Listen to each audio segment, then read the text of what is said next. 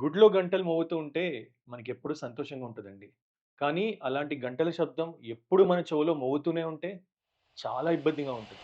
అసలు దేని గురించి మాట్లాడుకుంటున్నాం? నమస్తే అండి. నేను మీ doctor Elchuri Rajaranjit. Welcome to my series on 100 days of Ayurveda tips.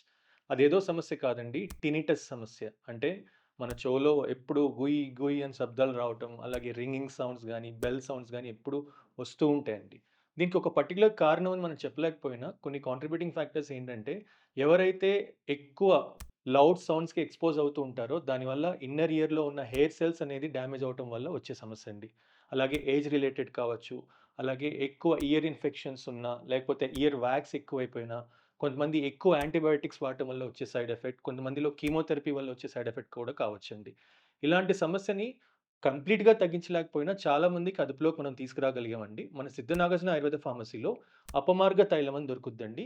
ఈ తైలాన్ని తెప్పించుకొని మీరు 3 చుక్కలు చెవులో ప్రతిరోజు ఉదయం, సాయంత్రం వేసుకుంటూ అలాగే ఈ సమస్య ఒంట్లో వాతం ఎక్కువైనా కూడా వస్తదండి.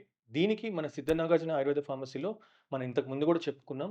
అమృత చూర్ణం టాబ్లెట్స్ అది ఉదయం 2 టాబ్లెట్స్, రాత్రి 2 టాబ్లెట్స్ భోజనం తర్వాత తీసుకోండి. అలాగే వావిలి మాత్రలు ఉదయం 2, సాయంత్రం 2 భోజనానికి ముందు తీసుకోండి. వ్యాధి తీవ్రతను బట్టి ఇంకొన్ని ఔషధాలున్నాయి. అలాగే చాలా విషయాలు మీతో మాట్లాడాలి.